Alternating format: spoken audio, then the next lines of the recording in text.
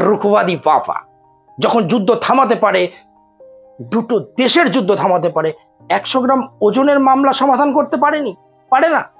মনে আছে আপনাদের বিনেশ ফগাট, আমাদের ভারতের মেয়ে, মনে আছে সেই বিনেশ ফগাট যে দিল্লির রাস্তায় আন্দোলন করছিল এবং দিল্লির পুলিশ তাকে নিয়ে টানা হিচড়ানো করে, পুলিশের পায়ের তলায় পিষতে দেখা যায় এই অহংকারকে, আমাদের গর্বকে, বিনেশ ফগাটকে।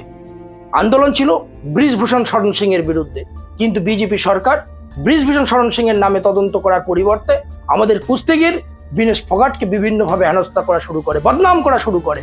মনে আছে বিজেপির গদি মিডিয়া কিভাবে প্রশ্ন তুলেছিল? 2 करोड़ 16 लाख रुपए खर्च हुए। बजरंग पूनिया को 6 करोड़ रुपए मिले थे। देशवासियों की मेहनत की कमाई है। কিভাবে পুলিশ হেনস্থা করেছিল। প্রিয়াঙ্কা গান্ধী বিনেশ ফগাটের সঙ্গে দেখা করে রাহুল গান্ধী সমবেদনা জানিয়েছিল। সেই কুস্তিগির ভারতের মেয়ে বিনেশ ফগাট লাগাতার 2টি ম্যাচ খেলে অলিম্পিকে, বিশ্বের 1 নম্বর কুস্তিগিরকে অলিম্পিকে হারিয়ে দেয় এবং ফাইনালে ওঠে। আমরা ভারতবাসী হিসেবে গর্ববোধ করি, সারা দেশ স্বপ্ন দেখা শুরু করে, সিলভার তো কনফার্ম, গোল্ড মেডেলের স্বপ্ন দেখে, গোল্ড মেডেলের স্বপ্নে বুঁদ হয়ে থাকি আমরা, আবেগ ধরে রাখতে পারি না, খুশিতে আত্মহারা হয়ে যায় ভারতবাসী। আর এটা হওয়া স্বাভাবিক, কারণ অলিম্পিকের মতো মঞ্চ যেখান থেকে মেডেল নিয়ে আসে 4টিখানি কথা নয়।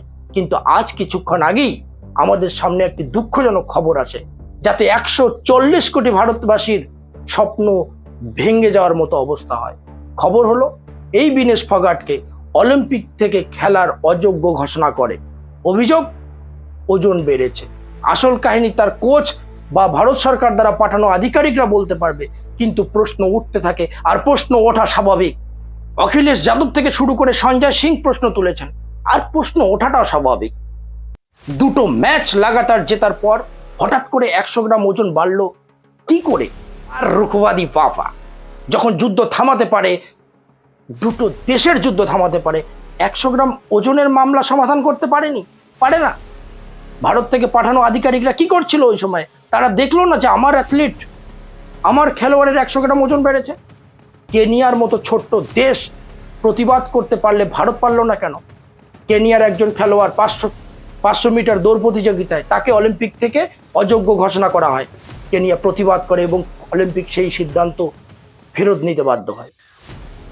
অলিম্পিক সংস্থায় রয়েছে নীতা আম্বানি, মুকেশ আম্বানির স্ত্রী, তারা কি করছিল? প্রশ্ন, মোদী বাবু, প্রধানমন্ত্রী নরেন্দ্র বাবু সেমিফাইনালে যখন বিনেশ ফগাট জিতে ফাইনালে উঠে কোনো বার্তা প্রেরণ করে না, কিন্তু যখনই অযোগ্য ঘোষণা হয় মোদীবাবু বার্তা প্রেরণ করে। ভারতীয় অলিম্পিক সংস্থা বিনেশ ফগাট অযোগ্য ঘোষণা হওয়ার সঙ্গে সঙ্গেই সমবেদনার বার্তা প্রেরণ করে। প্রশ্ন, সমবেদনা পরে, আগে আপনাদের প্রতিবাদ করা উচিত ছিল, আপনাদের আগে জিনিসটা খতিয়ে দেখা উচিত ছিল, তারপর না হয় সমবেদনা জানাতেন। কারণ ওজন যখন 100 গ্রাম তখন আপনাদের ভেবেচিন্তে কাজ করা উচিত ছিল। বিরোধীরা এটা এই অঘটনকে চক্রান্ত বলছে, আর বিরোধীরা শুধু কেন, বিজেন্দ্র সিং প্রতিবাদ করছে, কি বলছে শুনুন। हमने कभी ये सुना नहीं था, कभी देखा नहीं था। आई पार्टिसिपेटेड इन 3 ओलंपिक्स और मैंने अपने साथियों से बात की, मेरे जो बॉक्सर थे, जो रेसलर फ्रेंड्स हैं, उन सब से बात की। तो उन्होंने कहा यार ऐसे तो नहीं होता, लाइक 100 ग्राम में आपको निकाल दिया जाता है। बिकॉज जैसे गेम में बहुत सारे लोगों को टेक्निकल चीजें होती है नहीं मालूम, जैसे 2 वेट मशीन होती है वहां पे, और उस पे आप जाके फर्स्ट जो ट्रायल वेट होता है उसके ऊपर आप चेक करते हैं कि आपका कितना वेट है, वहां पर अपना वेट देते हैं, उसके बाद फाइनल वेट के लिए जाते हैं। तो 100 ग्राम कहते आप होने के बाद उसको एक मौका मिलता है कि लाइक आप 30 मिनट ले लीजिए, आपको आप रिड्यूस करके आ जाइए, आपका दोबारा वेट हो जाएगा, that's not a big deal. लेकिन उसको डिस्क्वालीफाई करना तो एक बहुत एक हार्ड एक डिसीजन है किसी एथलीट के ऊपर, और इस तरह की बर्ताव आई थिंक मुझे नहीं मालूम कि लाइक क्यों किया गया है। बिकॉज हमने अभी तक 3 जितनी भी ओलंपिक है हमने कभी नहीं सुना, कभी नहीं देखा, लेकिन पहली बार ऐसा हुआ है, वो भी स्पेशली हमारे हिंदुस्तान के एथलीट के साथ कि उसको निकाल दिया गया, उसको कोई मेडल भी नहीं मिलेगा। तो ऐसा नहीं होता। तो कहीं ना कहीं ये पता नहीं किसने किया है, क्यों किया है। तो हिंदुस्तान के अगेंस्ट हमें लगता है कोई ना कोई साजिश है।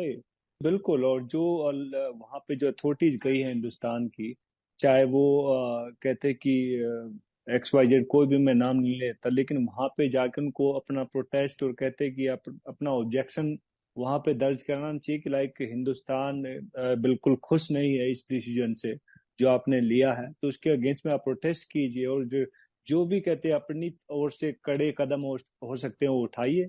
और आपको लगता है कि कोई आपकी सुनवाई नहीं हो रही तो अपना बैग उठाइए और चुपचाप वापस हिंदुस्तान आ जाइए। उनको पता लगना चाहिए कि हिंदुस्तान कोई खैरात में नहीं आया, कोई यहाँ पे हम बेस्ट हैं, हम बेस्ट एथलीट हैं, तभी हम पेरिस पहुंचे और हमने प्रूव किया। ये नहीं कि आप 100 ग्राम ऊपर वेट दिया और आपको निकाल दिया, तो ऐसे नहीं होता कभी। जी आई थिंक आप प्रोटेस्ट दर्ज कराइए और आपका ऑब्जेक्शन सही है, वाजिब है, और कहीं कोई हमारे एथलीट की या कोई टीम की कोई गलती नहीं है, तो आपको एक स्ट्रॉन्ग डिसीजन, एक अच्छे हिंदुस्तानी के होने के नाते कहते हैं आपको बायकॉट कर देना चाहिए ओलंपिक का और चुपचाप आ जाना चाहिए बगैर किसी मेडल के। कोई हमारी इतनी झोली थोड़ी ना भरी कि मेरा 15-20 मेडल है, 2-3 मेडल आए थे, वो अगर वो 2-3 और आ जाते तो हमारे कहते कि ठीक है, हम खुश होते। लेकिन अभी मेरे को लगता है कि आपको अगर आपका सब कुछ सही सही है तो जांच होनी चाहिए इसकी, और ऐसा क्यों हुआ, कैसे हुआ, इसके ऊपर भी जांच होनी चाहिए। तो मैं मानता हूँ कि आपको स्ट्रॉन्ग डिसीजन लेना पड़ेगा, ऐसे बातों से काम नहीं चलता। তার মধ্যেই বিজেপি নেত্রী একটি লজ্জাজনক বার্তা দিয়েছে। হেমা মালিনীর সেই লজ্জাজনক বার্তা শুনুন। ग्राम की वजह से वो डिस्क्वालीफाई हो गए, तो कितना मतलब कितना महत्व है अपना वेट को, वजन को ठीक से रखना। तो हम लोग तो इससे जरा अच्छा सीख मिलना चाहिए हम सब कलाकारों को और महिलाओं को, सबको, कि 100 gram also matters a lot. तो we feel very sad for her. I wish she loses that 100 gram quickly, लेकिन मिलेगा नहीं अभी। মুকেশ আম্বানির চ্যানেল, বলার ভাষা নেই, কি বলছে আপনারা শুনে নিন। आप एक बात बताइए ना, मैं एग्जाम देने जा रही हूँ, अब मैं किसी को कहती रहूं भाई मैं फेल हो गई, लेकिन एक रात पहले मैं पूरी रात बैठकर पढ़ती रही, मैं 1 मिनट भी नहीं सोई, मेरे घर में लाइट भी चली गई थी। अब ये सारी चीजें तो फिर दलील हो जाएंगी ना।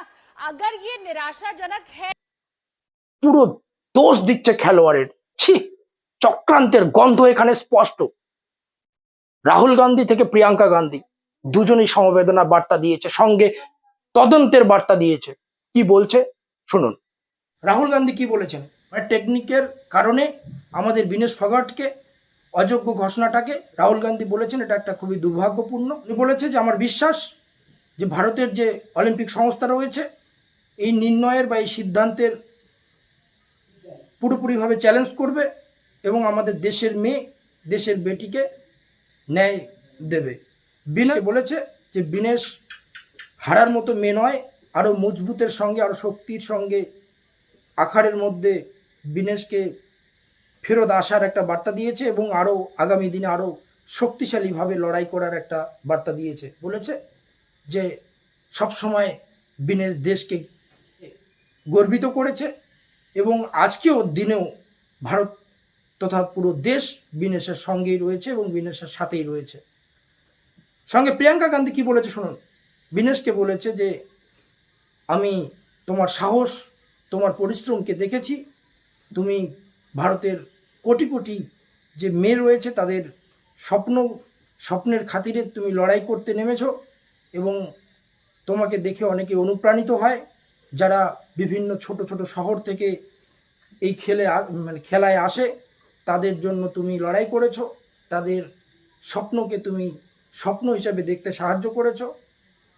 তোমার সুন্দর খেলা পুরো দেশের জন্য গৌরবের বিষয় বা গর্বের বিষয়। মানে তুমি যেরকম করে সমস্ত কিছুর সঙ্গে লড়াই করে আজকে যে জায়গাটায় পৌঁছে গেছো, এটা কখনোই সহজ ছিল না।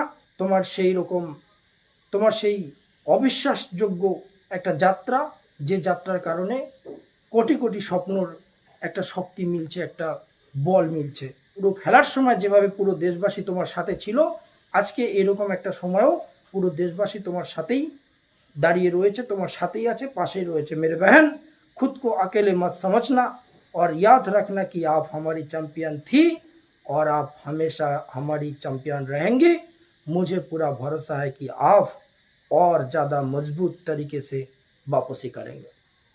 दोस्तों, বন্ধুরা, শুনলেন ঘটনাটা হলো বিনেশ ফগাট। আমরা দেখেছি দিল্লির রাস্তায় কিভাবে একটি আমাদের যে মেয়ের কারণে ভারতবর্ষ গর্ববোধ করে, সেই মেয়ে যখন একজনের প্রতি অভিযোগ করছে, ভারত সরকার সেই অভিযোগের তদন্ত না করে বিভিন্নভাবে সেই অভিযুক্তর মেয়েকে টিকিট দিয়ে দেয় এবং সে জিতেও। বরঞ্চ কি করে এই বিজেপির সরকার বা বিজেপির যারা প্রচারতন্ত্র, সেই খেলোয়াড়, সেই অ্যাথলিটকে বিভিন্নভাবে বদনাম করে, কোনো রকম সহযোগিতা করে না। যখন বিরোধী নেতৃত্ব রাহুল গান্ধী থেকে শুরু করে প্রিয়াঙ্কা গান্ধী এই বিনেশ ফগাটের সঙ্গে দেখা করে, কথা বলে, তাদের প্রতি সমবেদনা জানায়, তাদের পাশে থাকার বার্তা দেয়, প্রধানমন্ত্রী কিন্তু একবারও ডেকে এনে কথা বলার মতো পরিস্থিতি দাঁড়ায় না।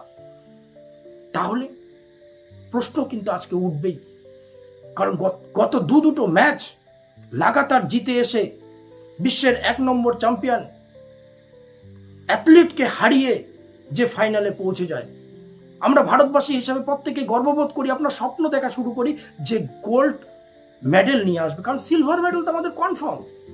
আর বিনেশ ফগাটকে আজকে যদি সিলভার মেডেল দিয়ে দেওয়া হয়, আমরা কিন্তু ভিক্ষায় সিলভার মেডেল নেব না, আমরা খেলে জিতে গোল্ড মেডেল জেতার আশায় ছিলাম।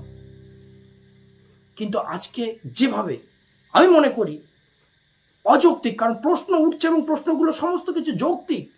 কারণ ভারত থেকে পাঠানো আধিকারিকরা ছিল, তার কোচ ছিল, তারা কি করছিল ওখানে, যেখানে দুটো ম্যাচ লাগাতার খেললো, 100 গ্রাম ওজন কি করে বাড়লো, আর কি এমন রাতারাতি খেলো যে 100 গ্রাম ওজন বেড়ে যায়। আর 100 গ্রাম ওজন যদি বেড়েও থাকে, তাহলে তার পাশে থাকা স্টাফগুলো কি দেখলো, সেখানে থাকা নীতা আম্বানি, মুকেশ আম্বানির স্ত্রী, সে কি করছিল।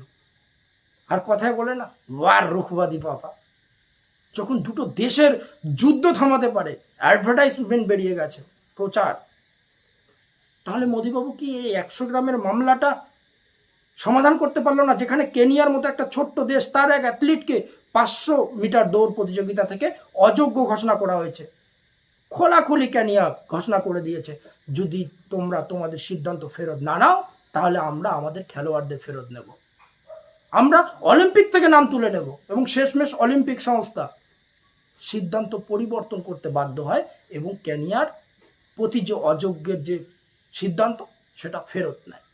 তাহলে ভারত কি করছিল, প্রশ্ন তো উঠবেই। বন্ধুরা, আপাতত এটুকুই। ধন্যবাদ প্রত্যেককে, ধন্যবাদ।